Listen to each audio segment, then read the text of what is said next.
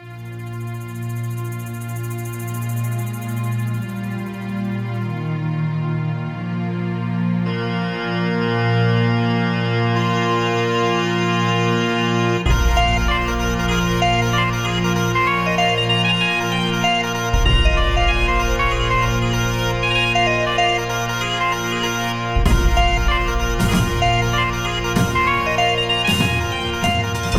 Viewers, आज हमारे साथ we have for American Hindus, we have amazing personality from India who has written the book Krishna Yogeshwara Krishna.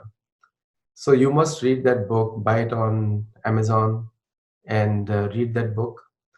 And we already know that Krishna is the most popular personality, one of the most popular personalities from Vedic times. And it is our great honor to speak with this gentleman who has written books, 2 books written on it. The second book caught my eye, and through my friend, I contacted this great personality. I'm going to keep this a little bit mysterious for you for a few seconds. And this great personality has an amazing perspective on Krishna.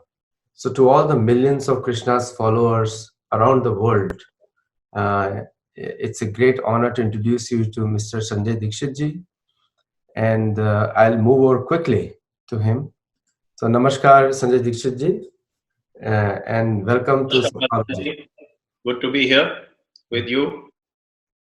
So, before we start off, can you give us your background on your deep faith in Krishna and the Vedic culture?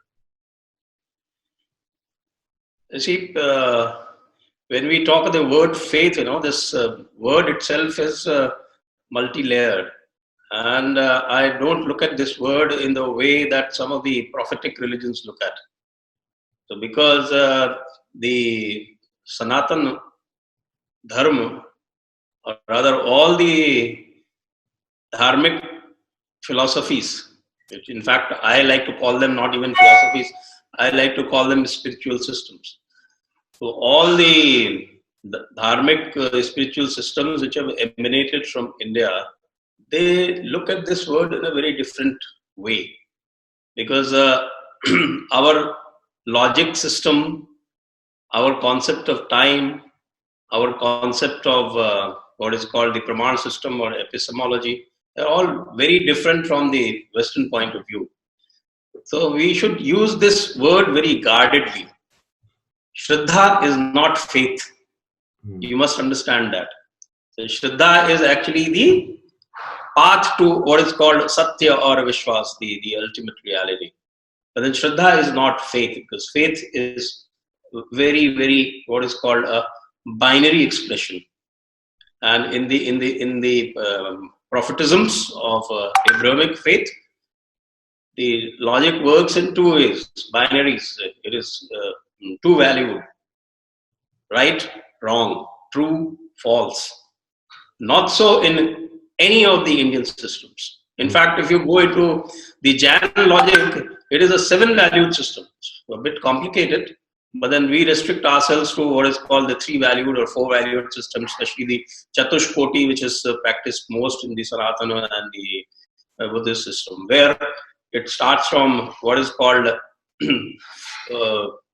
the Mithya, then Sanshaya. Sanshaya is neither true nor false. Then we move on to what is called Shraddha.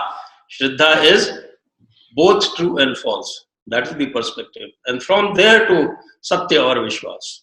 So it is a journey. It is a journey. So please do not use this word with me. Faith. I do not subscribe to it.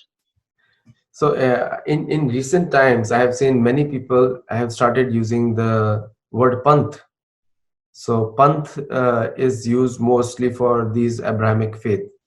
Is that your viewpoint also, or you would like to see it addressed as something else? A mat or a panth, an opinion in English? It's neither an opinion nor a panth. It is a dogma. Dogma, okay. It is a dogma. So wherever you do not have a choice, wherever book is the ultimate proof After all, what is the system of proof in Abrahamic religions? It is the book. The morality comes from the book. The morality of Abrahamic faith is not the universal morality. It is the morality of the book. So if the book says that you have to kill the non-believers, that is the morality. Anyone, a person following an Abrahamic faith like Islam, if he kills somebody, he doesn't feel the pang of morality because it is there in his book. The book says that if you kill somebody, you conduct jihad, you prosecute jihad, then you have a greater moral achievement than the rest. So that is how it works. That is why I say that it is a dogma. It is a two-valued morality. It is a two-valued system. The entire system of pramana or the proof is based only on the book.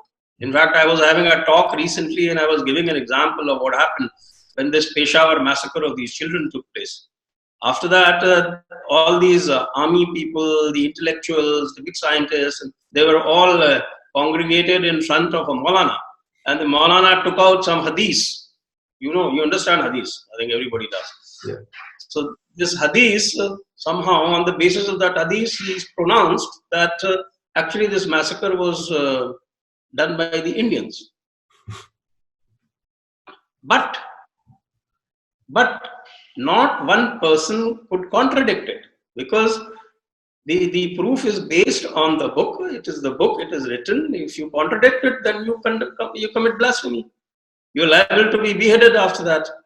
So that is the difference between what is called in our system, we go by, the system is a pratyaksha pramana is the highest pramana, the empirical. The empirical in our world, otherwise in a spiritual world it is experiential. Yes. So the pratyaksha pramana is the highest pramana in all Indic faiths. Whereas in the Abrahamic faiths, the pramana of the book is the highest pramana. These are the basic differences. That is why we should nuance and use these terms in proper perspective. You hit the nail actually, Sanjay Dixit ji. That's why I think people love you. Because you speak to the point and you don't deviate. So in your writing, especially in your book, when you say Yogeshwar, so the only thing that comes to my mind is Yatra Yogeshwar Krishna, Yatra Partha Dhanutara. So wherever there is Krishna and Arjuna, so in your writings, so you have, actually you have chosen the best word for Krishna, Yogeshwar. Now, when you see Arjuna, and Sanjay says that wherever there is Krishna and Arjuna, there will be extraordinary morality, victory, and wealth. So where have we lost? Like where have we Hindus lost? Because everyone claims to be a Hindu, but here we see the combination. So you need to have Arjuna. So where have our Hindu Arjuns gone? Actually, you have to again understand this in the perspective because Arjun also is not an ordinary person. Mm-hmm.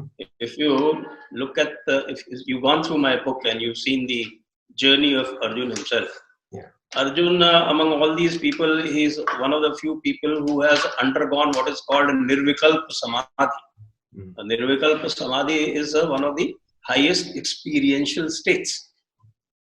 So when Krishna is preaching to Arjuna, it is a very, very different person to him he is teaching. He's not teaching to an ordinary person. He's teaching to a person who's been through this experience. This experience is available only to the people of the highest consciousness, to rishis, to great gurus, not even to normal acharyas. A guru and rishi under our system is somewhat lesser than a rishi or a person who has gone through that state. Arjuna is that person. So when Krishna is speaking to Arjuna, and he is speaking from his highest level of consciousness to a person who's experienced that level. Therefore, when we say that, okay, why have we Arjunas lost? Are we Arjunas? I don't think so. So do you think that because I see that the lack of decision-making power in most of the Hindus when they are confused very easily comes from the lack of understanding of their own scriptures. In fact, most of the Hindus, they learn about their culture from foreign authors, not from Indian authors like yourself. And so, where is that? You touched a very important point about Arjun, and we also know Arjun is Nar Narayan. He was earlier Nar and Narayan. They both came down. Indra himself explains.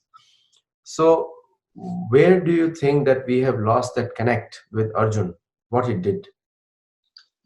We have lost the connect because we have not gone deeply into our own systems. I have interacted with many people with different temperaments, with different age groups, with different levels of achievements, and they do not get right down to the fundamentals of what Sanatana Dharma is. As I said, the fundamentals, according to me, are the time concept, the logic concept, the epistemology, and everything else is a symptom, or everything else is a derivative. Because if you do not have the concept of cyclic time, you will not get the concept of rebirth and transmigration of souls. Right. It comes out of that cyclical concept of time. Uh-huh. You getting my point? The concept of moksha will come only if you have the concept of quasi-cyclic time. Otherwise, you cannot understand even moksha. After all, if you go into the Christian theology in the first 5 or 6 centuries also believed in cyclical time. Right.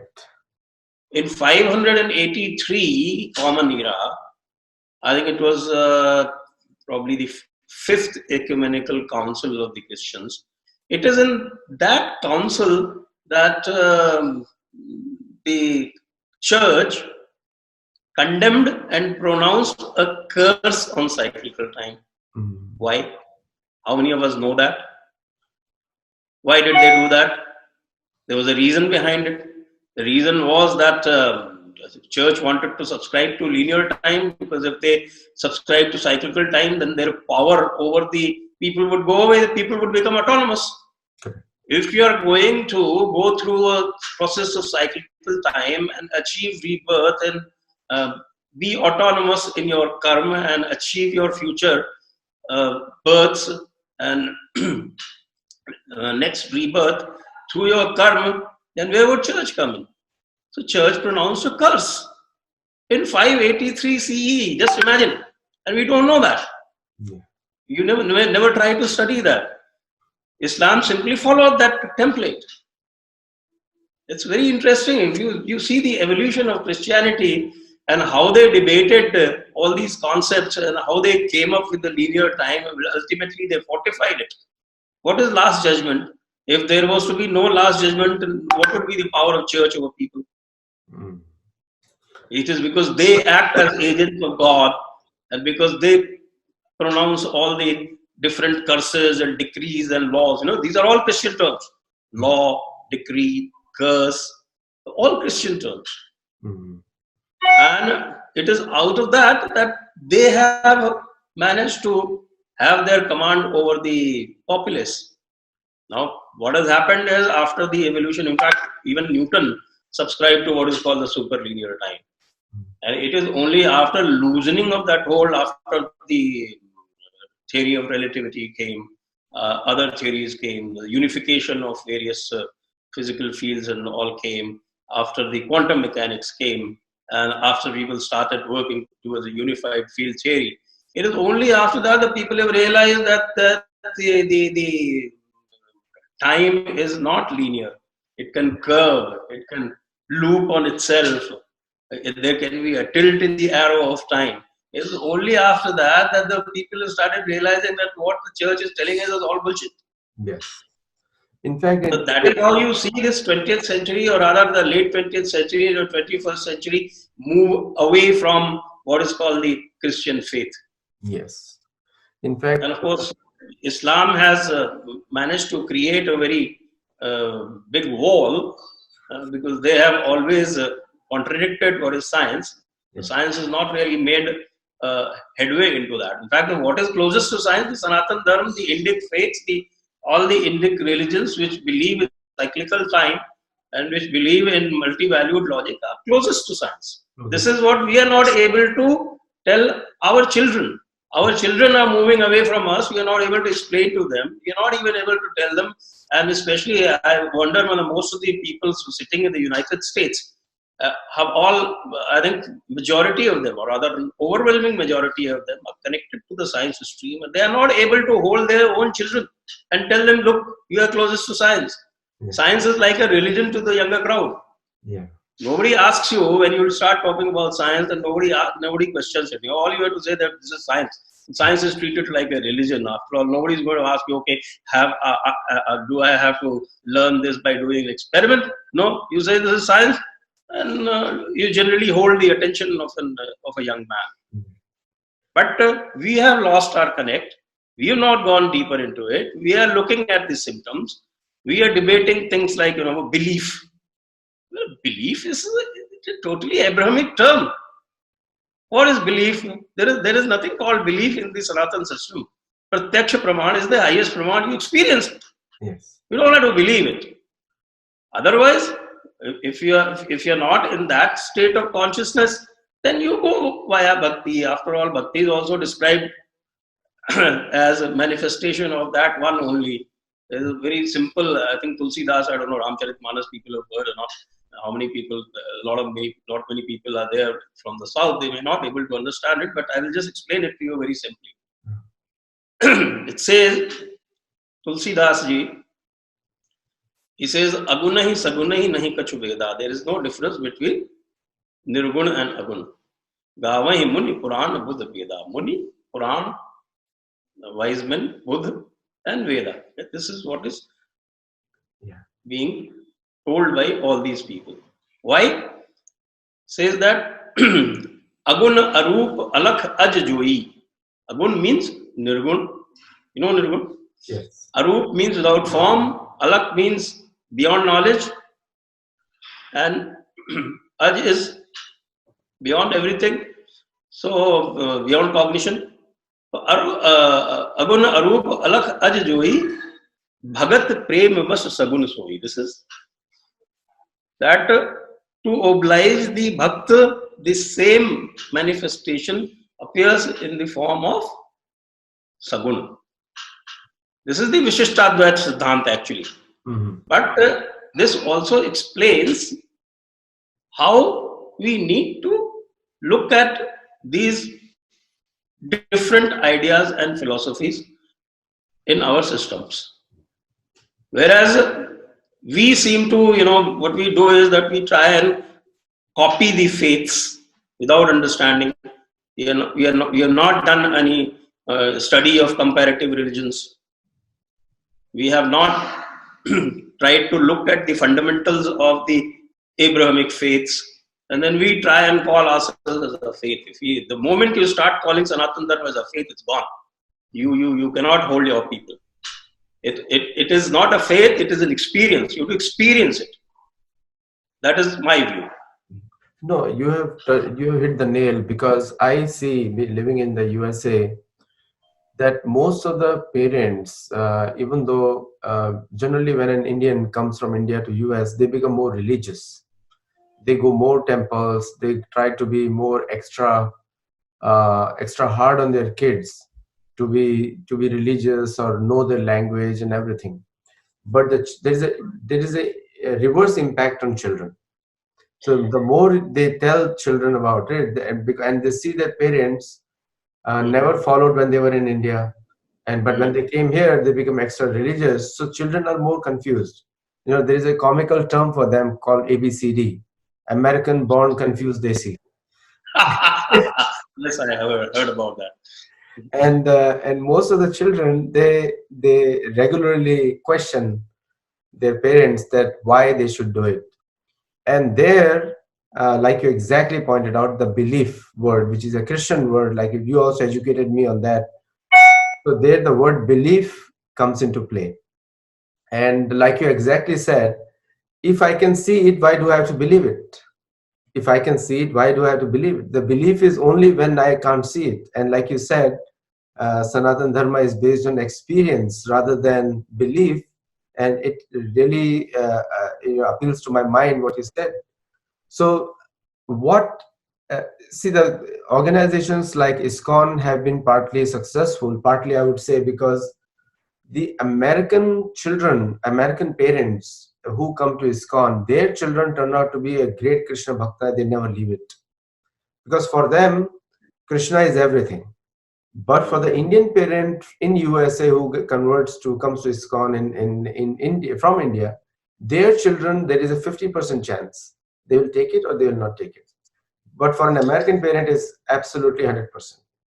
And I think that's the concept of belief comes in because they come from Christian background, and when they come to Sanatana Dharma through Krishna, then they never leave it. You can. The great example is Tulsi Gabbard. She's a congresswoman from Hawaii, and she is going out all over the world and talking about Bhagavad Gita in the U.S. Congress. She never shies away because she's the American Hindu devotee. So you hit the nail over there on the belief, but I think that concept applies to people mostly from the Hindu origin people, that they get confused between Christian terms and the Sanatani terms. My another question is just to probe you a little more because you have such deep understanding of all these concepts. Is the historical aspect of Krishna, because Yeah. Krishna is a history; it's not just a figure. So, what do you have to say about Krishna's authenticity in the history? I have treated him as a historical figure in my books. Since you read the second one, I don't know whether you read the first one. I have treated him exactly like a historical figure. If you see that, I have, so of course, a lot of people criticize me on that. I have taken away all the miracles from there. All the miracles have been explained in a rational manner, something which can happen. It can happen here and now. It is not something totally improbable. I'll give you just two examples. Example of the lifting of Govardhan on the little finger. If you read my book, it's explained in a very different manner. And the assumption is that because our historical lore is very, very ancient, it's probably predates even the invention of language. And therefore, it was an oral tradition. And the way it has been communicated is that you have to embellish the oral tradition in order to make it simpler to remember, to simpler to memorize. All our whether it is the Shrutis or Smritis or Puranas or Itihas, everything has come down through the oral tradition. Now, the oral tradition, you have to make it simple to memorize. And in order to make it simple to memorize, you have to embellish it with a lot of things. Now, it is for us today, when we have the benefit of all the communication tools, to go deeper into it and see whether we want to predict or rather depict somebody as an improbable miracle maker in the way that Christians do, or we have the liberty to go deeper into it and really seek what it takes. So my treatment of our historical figures, because if you treat him as a historical figure, then you cannot clothe him with all the miracles, the improbable miracles. You have to make a choice. My Krishna is a historical figure.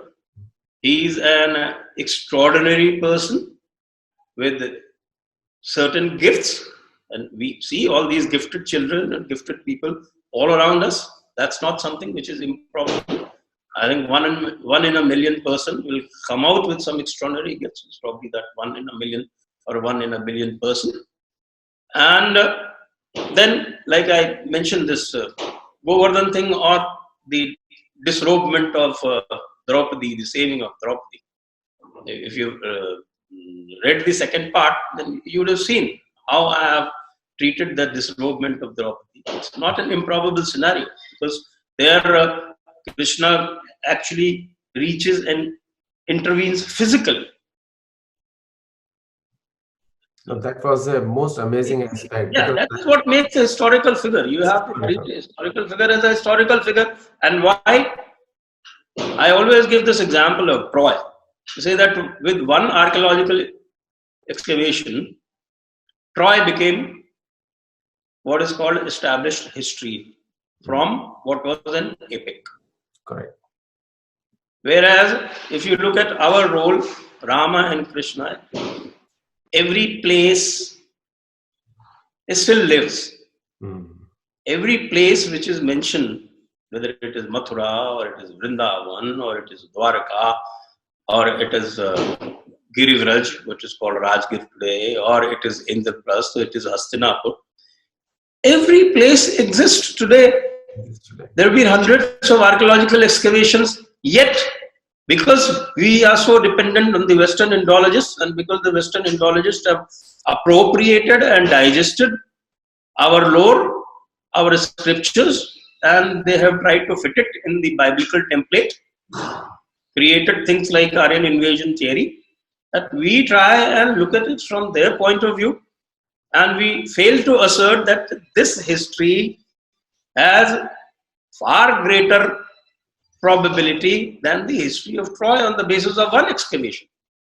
Absolutely. Well, it is history, and if it is history, then you have to treat it as history. Correct. And treating history means that you have to take out certain elements which will probably added by way of embellishments in order to make it easy to memorize. Correct. Now, I think the embellishments are there in Srimad Bhagavad Puran, but embellishments are not there There in in Srimad Mahabharata. Bhagavad Puran, Padma Puran, all the Puranas which deal with the Krishna lore, they're there. Yeah. But then you have to go deeper, go look beyond them. But embellishments are not there in Mahabharata. Mahabharata is treated as the actual history where the Bhakti movement, they have some divergent views. Even Mahabharata, there are certain embellishments. There are definitely the embellishments in Mahabharata as well, especially the descriptions of the great astras and shastras and the wars that are fought. But then they are natural because you are looking at something which is maybe 5,000, 10,000 years back. We don't even know how far back they were. It is only now that people have started looking seriously at the chronology of these events. Yeah, one thing really struck me, and you hit the nail there. So I wrote two books. One is a debunking mythology. I created a new term called Sattology, which is a antonym of mythology, and Okay. and that's the title I give it to the Western Indologists because our biggest fight is with them, not with our own people. Because our people are just following like a herd, like somebody is leading them and they're chewing it. So, in the Western Indologists and Western anthropologists, and also the Western professors who are some, like you said, digested our philosophy, and our main challenge is to them that how come they have divided, they have completely separated out Vedic period out, and Yeah. Vedic period they call it Neolithic or some Paleolithic, some fancy words they have created. And your book, and I totally buy your viewpoint, being a grand disciple of Prabhupada, that how is you have written this book from a outside the parampara point of view, where you have gone and did a detailed analysis. So how is that viewpoint? What are the things that we put in front of the Western academia to counter their mythology tag to our scriptures? You see, the Western Indologist, the starting point of the Western Indologist is what is called the biblical template.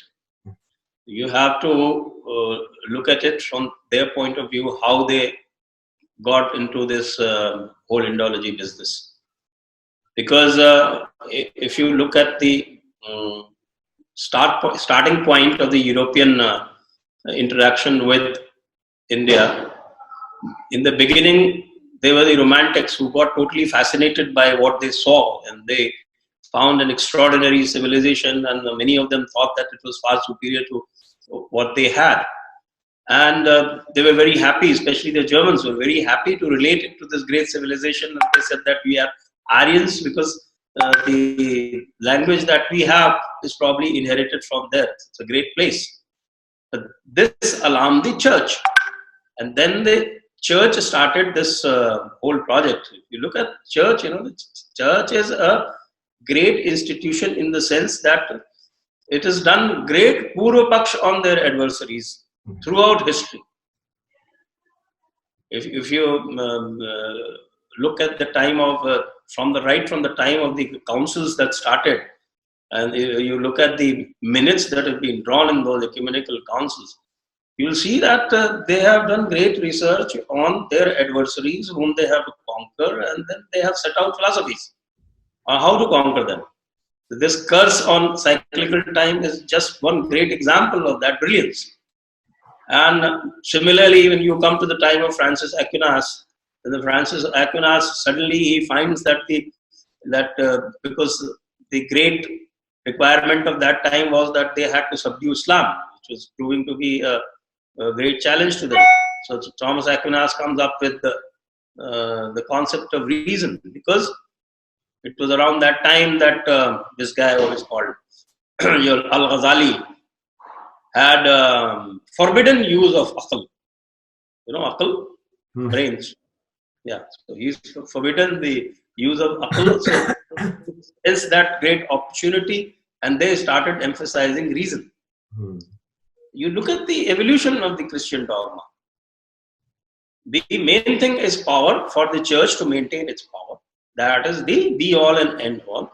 And to suit that, they evolve these different ideas and dogmas, and then they preach it with the force of arms. That's what they used to do till the Treaty of Westphalia. And that's what they did with the initial euphoria of romanticism among the Europeans. When they realized that this great new challenge is risen, then they put somebody like Max Muller on the job, did a complete study of what it was, and then they said that, okay, the greatest problem with this narrative is that this is very ancient.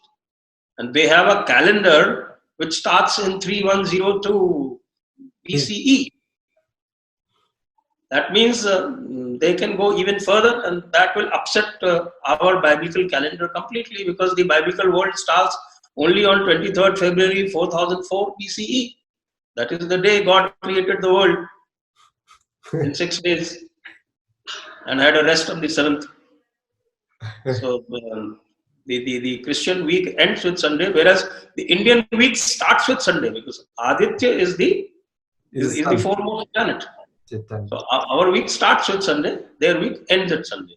That is the day of rest, the Sabbath.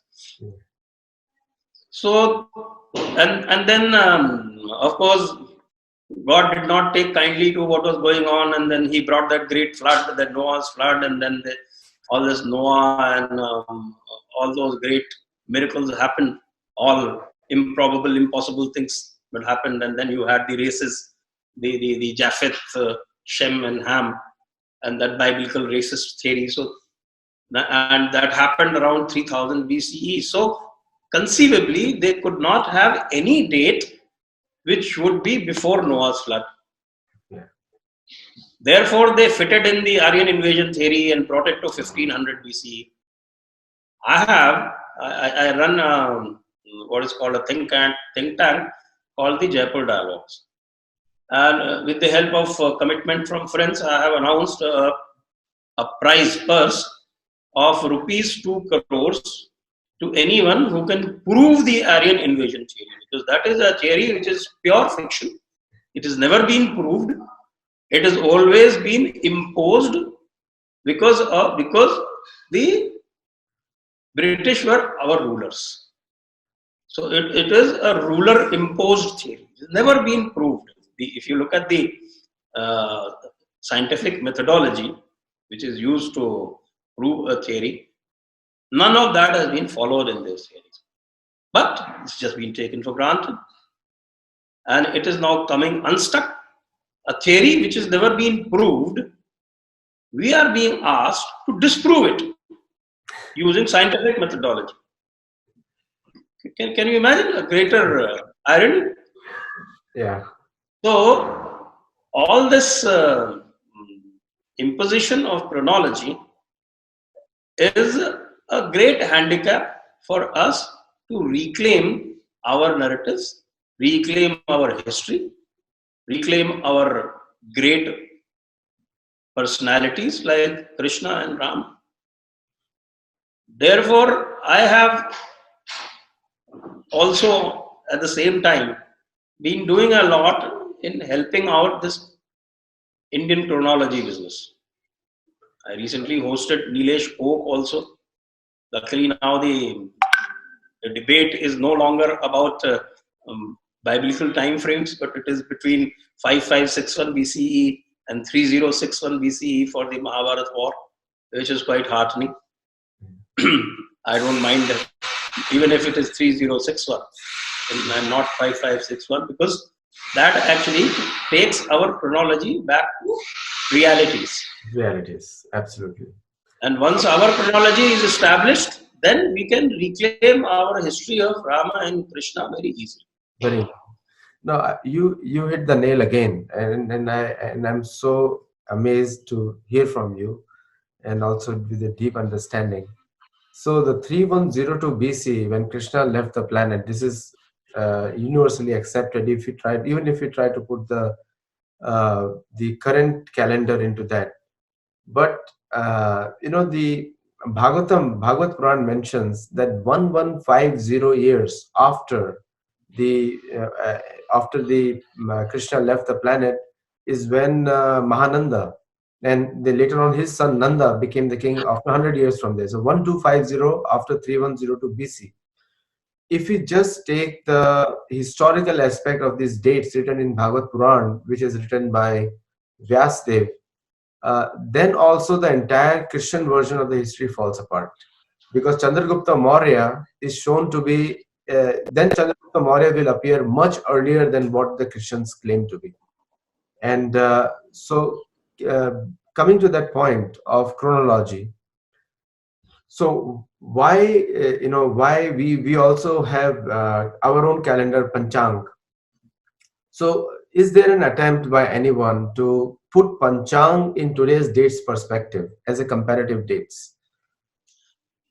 Kali Panchang is followed even today. In fact, if you have in all our rituals, in all our sacraments, it is the Kali Panchang that is followed.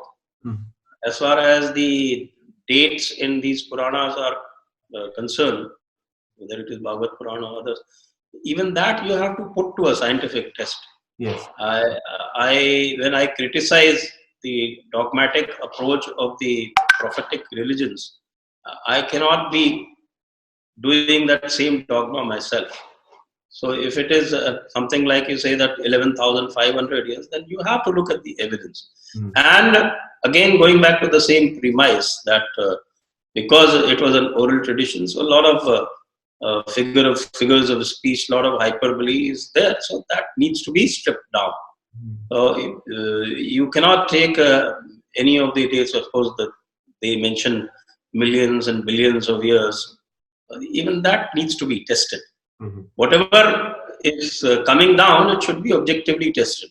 And that is as per our tradition. Because we say Praman is the highest Praman. When we say that, Pratyaksham hetyor moolam, Kratanta ete hiyorapi. This is in Mahabharata, okay? Kratant means inference, the Anuman. Yeah, Anuman. The Anuman. Yeah. And etiyo, the itihas means that is the Agama. So, Pratyakshena Agama vinno. If there is difference between Pratyaksha and Agam, Kratanta evana kinchan, then Pratyaksha has to prevail. Agam will not prevail. Pratyaksha has to prevail. If there is a difference between Pratyaksha, Agam and Anuman, Pratyaksha will prevail because that is the mool. That is the root. So that being our system of Praman, we have to go by the Pratyaksha Praman. We have to test it objectively. We have to be true to that, however unpalatable it may be to a quote-unquote believer. Believer, correct. Correct. And one good point comes out from our discussion today is that we have to obviously focus on Pratyaksh Praman to gain more Sanskrit Shraddha, the Shraddha that you said, because once you have that Praman, then the Shraddha is automatically stronger. Yes, yes, yes. Again, I'll interrupt you. Ramcharitmanas is a beautiful shlok. Every time I recite it, it just overwhelms me. It says, Bhavani Shankaro Vande Shraddha Vishwasa Rupino. Getting the point? Bhavani Shankaro Vande Shraddha Vishwasa Rupino. Shiva is the Satya, Yes. but the root is through Bhavani, which is Shraddha. Why? Yabhyam vina na pashyanti. Without whom we cannot see. Who cannot see? Siddhah swantah stavishwaram. The Ishwar which is within cannot us. be seen. Cannot be seen. Such a beautiful expression of what is Shraddha and Vishwas. And of course, you start with the falsehood, you go to the Sanshaya part.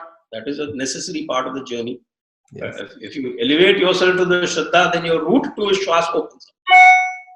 The very, very good thing in Ishopanishad also says, unless you know avidya, you will not taste the value of vidya. Oh, yes. So without I avidya, used it in my book a few minutes from that. yes.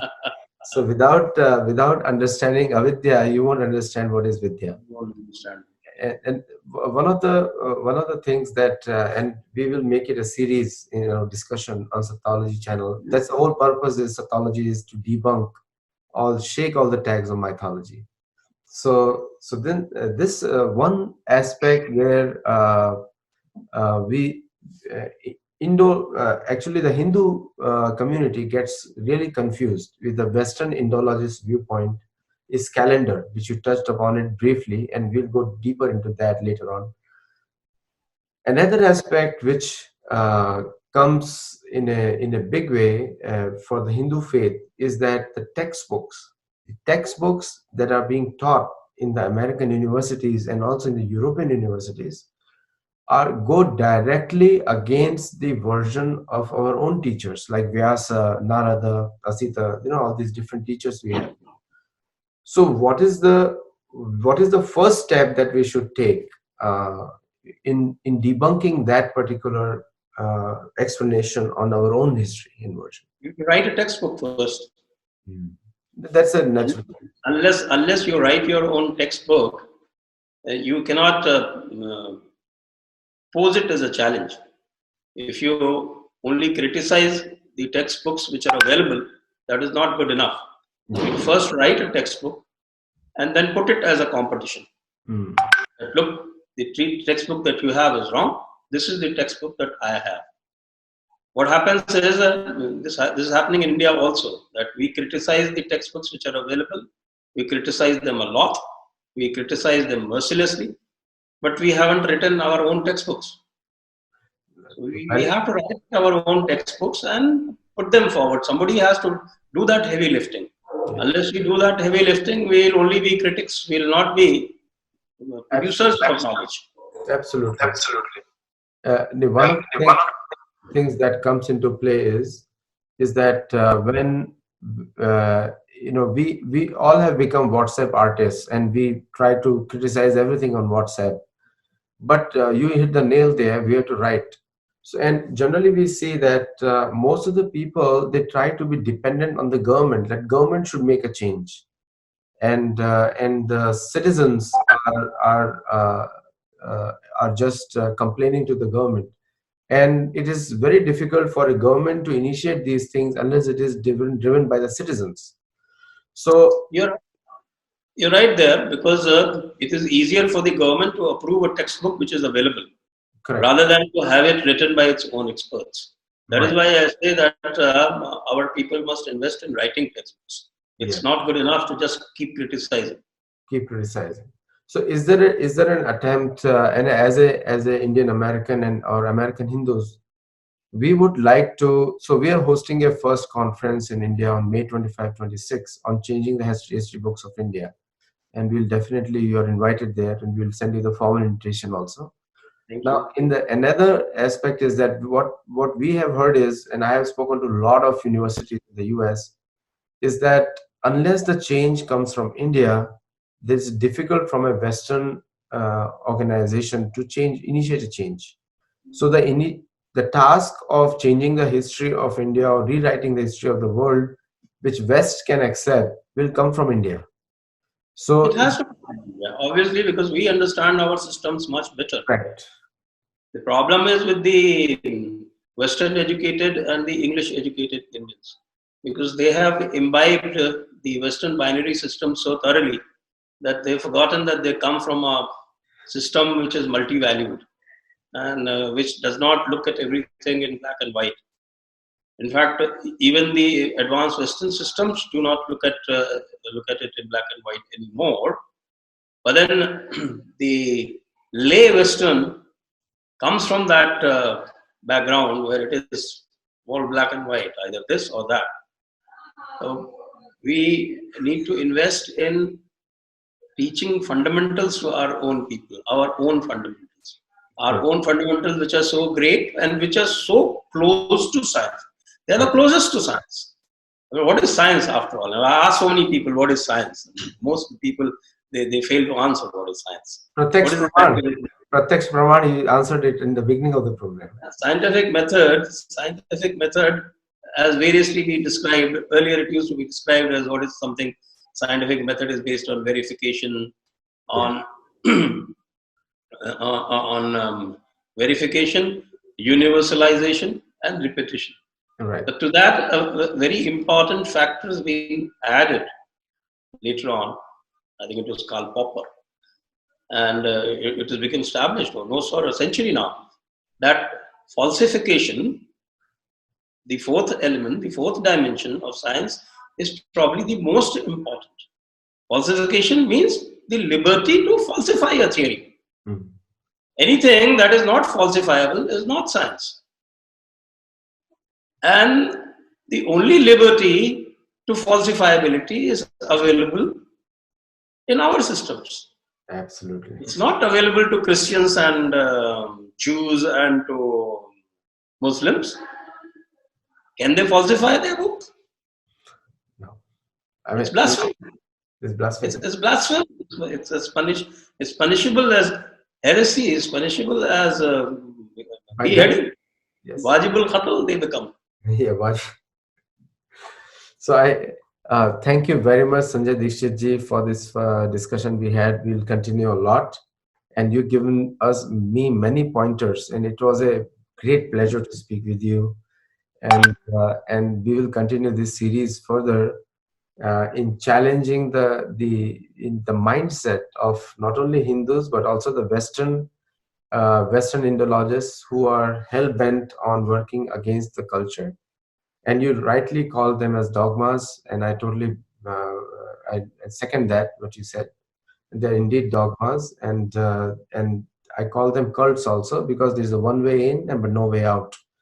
So so very simple, and I think our American viewers will love this discussion, especially the Hindu American community. And thank you very much, Sanjay Dixit ji. It was indeed a pleasure. Thank you, Aditya. Thank you for having me. Yes, thank you. Namaskar. Namaskar.